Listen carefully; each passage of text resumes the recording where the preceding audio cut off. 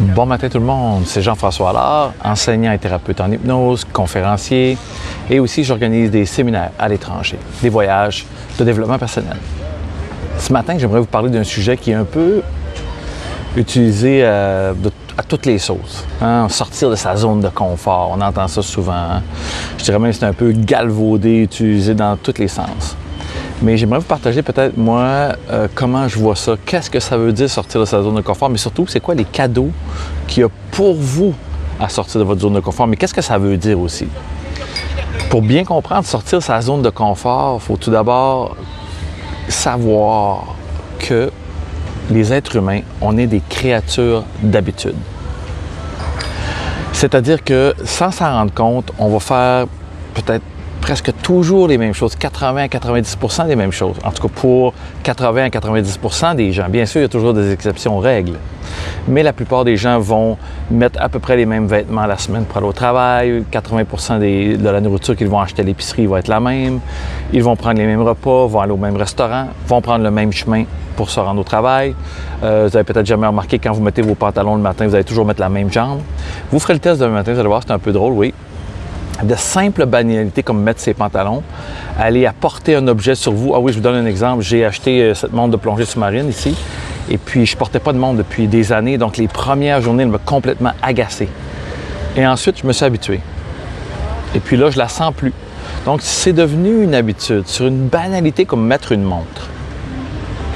Mais on est comme ça aussi pour toutes nos émotions, nos comportements et les rituels qu'on a, les habitudes émotionnelles, comportementales, relationnelles. Donc, nos habitudes peuvent soit nous aider, si on a des bonnes habitudes, ou ils peuvent nous nuire. Donc, ça peut être une habitude de devenir anxieux, ça peut être une habitude d'être en colère, ça peut être une habitude d'être impatient, ça peut être une habitude de fumer la cigarette, consommer de l'alcool, consommer des drogues, ça peut être une habitude de trop travailler. Donc, toutes les habitudes, je dis toujours trop, c'est comme pas assez. Toutes les habitudes mises à l'extrême peuvent devenir négatifs, même les bonnes. Mais dans l'ensemble, on est des créatures d'habitude et on recherche le changement. Le changement va arriver souvent lorsqu'on atteint un point de non-retour, un point où on est vraiment insatisfait de quelque chose. Où la vie va nous forcer à faire des changements. Un deuil, par exemple, une maladie, une séparation, une perte d'emploi. Donc, la question n'est pas de savoir si on va vivre ça dans notre vie. La question est plutôt de savoir comment on va réagir quand ça va arriver. Et c'est un peu le lien que je veux vous faire aujourd'hui avec sortir de sa zone de confort. Vous allez me dire, oui, mais c'est quoi le lien entre le deuil et sortir de sa zone de confort ou l'anxiété et sortir de sa zone de confort? Bien, il y en a un extrême. Je vois des clients depuis plus d'une douzaine d'années en consultation privée, des conférences dans les entreprises, plusieurs centaines, milliers de personnes. Et ce que j'ai remarqué, c'est que lorsque la vie nous lance un défi, ou nous envoie une surprise, tout le monde va dire « Ah, moi j'aime ça les surprises! » Je vous dirais oui, tout le monde aime ça les surprises qu'on veut avoir, les choses qu'on aime, qu'on s'attend, mais personne n'aime avoir des surprises qu'on n'aime pas.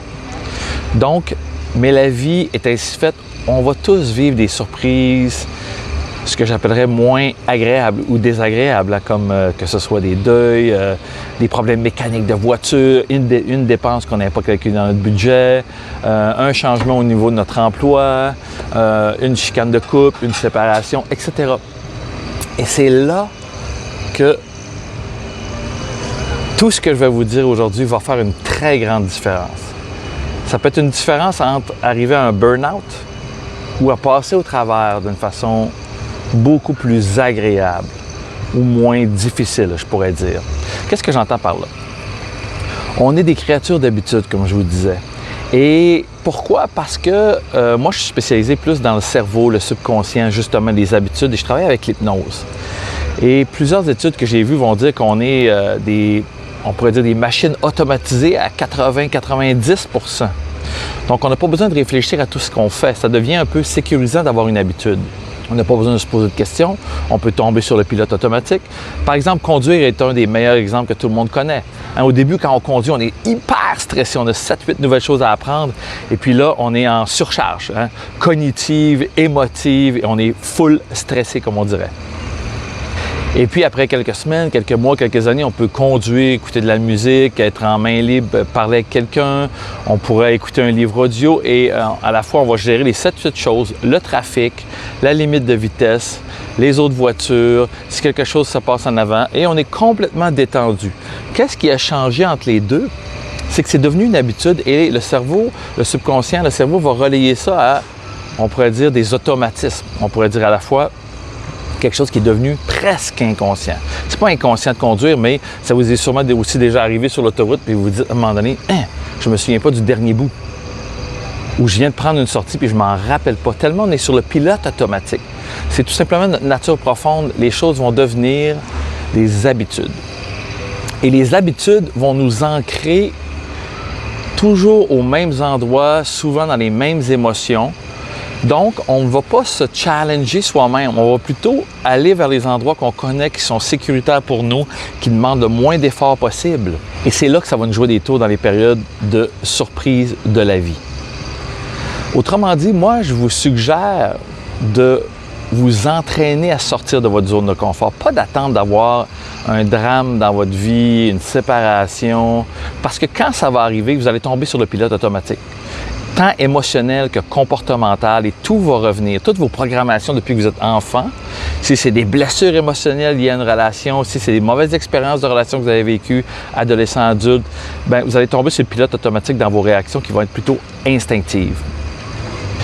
Et la façon de passer à travers une difficulté est d'avoir une capacité d'adaptation agrandie, accrue. Et la façon de le faire, il faut s'entraîner. Il y a plusieurs façons de s'entraîner. On peut s'entraîner dans notre quotidien, on peut s'entraîner régulièrement, on peut s'entraîner ici comme aussi en voyage. Je suis présentement sur une année sabbatique autour du monde en famille.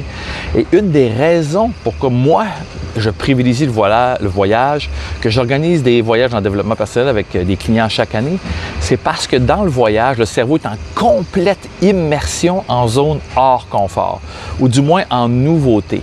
Donc, tous ces 5 sens. Si vous voulez être sûr que votre cerveau est en apprentissage maximum, challengez-le. Hein? Envoyez-lui des défis dans vos 5 sens. Donc, ce qu'il voit alentour, les odeurs, les goûts, les paysages changent, la langue change, la culture change, vos rituels. Hein? On est des créatures d'habitude. Comme je vous disais, le matin, la plupart des gens, il y en a qui n'ont pas leur petit café à telle heure, ils vont être de mauvaise humeur. Si ils ne font pas telle chose avant telle chose, ils vont être de mauvaise humeur. Ou ils vont dire « Ah, je me suis levé du mauvais pied ». Et là, ils vont rester toute la journée de mauvaise humeur. Donc, on est habitué à ces rituels-là. Et en voyage, tout prend le bord. Bien, pas dans tous les voyages. C'est sûr que si vous allez dans un voyage où tout est comme vous voulez, vous ne serez pas vraiment challengé. Vous allez avoir l'émerveillement, un peu le changement, ce qui est magnifique. Mais dans un voyage où vous vous déplacez, où vous allez dans plusieurs pays, ou bien vous allez dans un pays où ce n'est pas vos rituels, que ce soit le déjeuner, on a été challengé souvent dans le déjeuner, les cafés, on est habitué à la maison d'une belle petite machine expresso, on est gâtés, hein, comme on dirait. Et ici, ben là, c'est du café instant dans le 3/4 des pays où on est allé. Donc, il est moins bon, on le savoure moins, et les simples petites choses nous challengent. Ça peut être le chauffage, la climatisation, ça peut être qu'il n'y a pas l'eau chaude comme on aimerait dans les douches. Parfois, c'est plus tiède, parfois, c'est même frais. Donc là, on va, excusez le terme, j'utilise encore l'anglicisme, on va challenger, ça lance des défis à notre personnalité, à notre patience, à notre tolérance entre nous, avec les gens qu'on aime, mais notre tolérance aussi avec les gens du pays chez lequel on est. Donc, c'est exceptionnel. Bien sûr, on n'a pas toujours besoin d'aller à l'autre bout du monde pour sortir hors zone. Mais ce que j'ai découvert pour moi, personnellement, c'est la façon la plus rapide, la plus intense, la plus efficace. C'est comme si je me mettais dans un terrain de croissance dans tous les sens. Et à ce moment-là, je trouve que c'est exceptionnel pour développer cette capacité d'adaptation. Ça peut être dans les transports, dans les autobus. Il peut faire chaud, il n'y a pas de clim. L'autobus peut brasser, il y a beaucoup de tournants. Ça peut être les bateaux, ça peut être les tuk-tuk, ça peut être les dolmouches, comme il y a ici en Turquie. Donc, tout change constamment à chaque fois qu'on change d'endroit à aller coucher. Les lits, les matelas, la dureté, le nombre de pièces, on couche ensemble, on a-tu des pièces séparées? Tout ça nous met à l'épreuve. Mais je dis à l'épreuve, c'est pas négatif. Au contraire, c'est un choix que j'ai fait. C'est un choix que je vous propose de faire aussi. Maintenant, il y en a qui vont me dire « Oui, mais là, j'ai pas l'argent pour voyager. » Vous n'avez pas besoin de voyager pour faire ça. Ce que je vous suggère, moi, c'est de vous entraîner à sortir de votre zone de confort, mais au quotidien avec des petites choses. Je vous lance 5-6 exemples.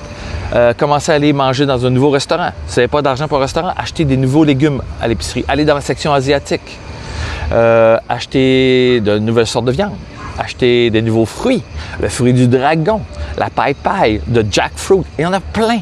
Vous allez voir que lorsque vous mettez à regarder dans les étalages de fruits et légumes, qu'est-ce que vous ne connaissez pas? Il y en a beaucoup plus que vous pensez. Parce que votre regard est toujours attiré vers qu'est-ce que vous voulez acheter, qu'est-ce qui est sur votre liste, donc qu'est-ce qui est lié à vos habitudes. Ça, c'est exceptionnellement facile de faire ces exercices-là. La nourriture, l'épicerie, dites-vous une fois par semaine, j'utilise mon ami Google sur Internet et trouver des nouvelles recettes, une recette indienne, une recette thaï, une recette vietnamienne, une recette d'Amérique du Sud, peu importe. Essayez une nouvelle recette. Ça vous force à acheter quoi? Des nouveaux ingrédients, des nouveaux épices. Vos papilles gustatives vont être hors zone.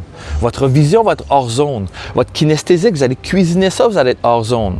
Achetez des nouveaux vêtements. Allez dans des nouveaux lieux. Vous êtes célibataire. Recommencez à aller dans des clubs. Allez jouer au badminton, allez jouer au tennis, allez dans un club d'échecs, allez dans un club de rencontres, allez dans une dégustation de vin et fromage. Forcez-vous à sortir de votre zone. Parce que vous allez voir, c'est qu'on finit par se croire. Hein?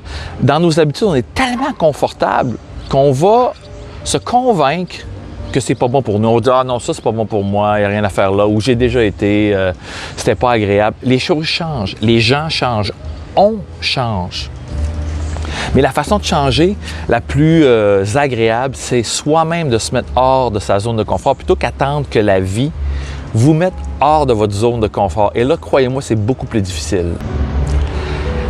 La vie, parfois, nous réserve des magnifiques surprises hors zone, parfois des très grands défis. Et la façon de mieux passer à travers ces défis-là, c'est quand votre capacité d'adaptation est déjà développée. Et c'est le but de vous forcer à sortir hors zone vous-même. Vous allez développer un muscle ici, qui est non apparent. Vous savez, si vous allez vous entraîner, on va dire au gym.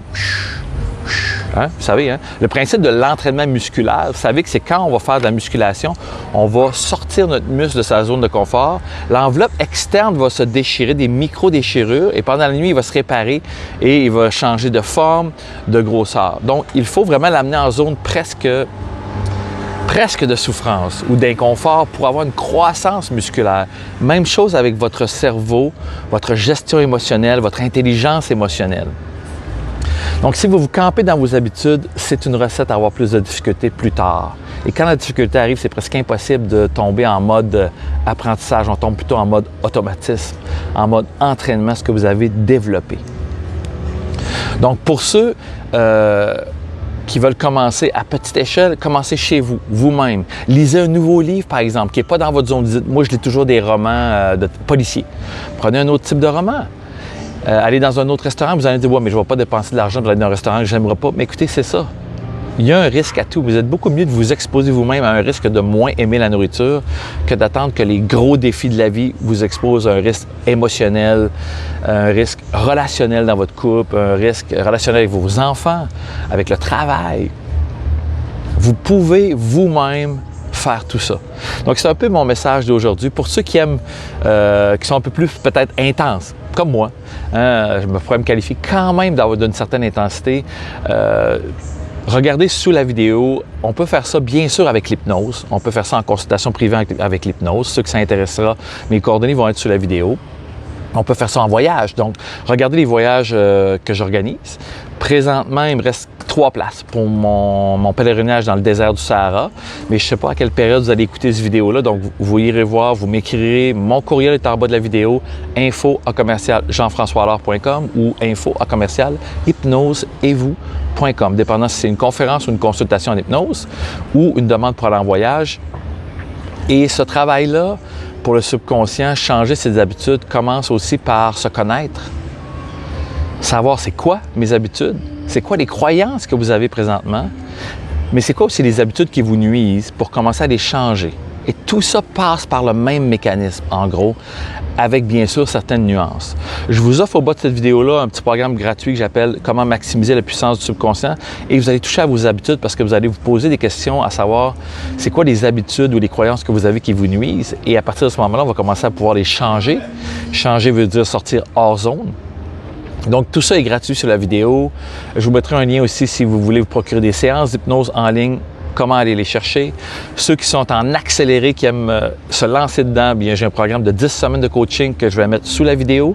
Le programme Activation pour ceux qui veulent aller plus loin dans ce sortir hors zone, c'est-à-dire qui sont en période de transition dans leur vie, de changement, qui ont une grosse décision à prendre, peut-être qu'ils doivent faire rupture dans une relation ou changer d'emploi, changer de métier, changer de carrière, se remettre en forme, qui ont eu un diagnostic de maladie, puis ils veulent changer carrément leurs habitudes alimentaires, leurs habitudes de forme physique. Le programme Activation est le meilleur outil pour vous aider sur 10 semaines vidéo, incluant des séances d'hypnose. Regardez, c'est comme un buffet, tout ce que je vous offre sur la vidéo. Prenez ce qui résonne, sinon, utilisez cette vidéo pour vous-même passer à l'action.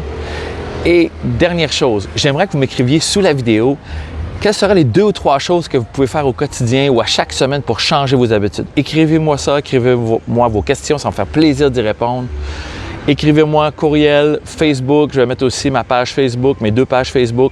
Ça me fait plaisir de vous revoir. À bientôt. Si vous avez aimé cette vidéo, le cadeau que vous pouvez me faire, c'est faire un like, la partager à plusieurs amis, la mettre sur vos réseaux Facebook et ça va grandement m'aider à aider le plus de gens possible.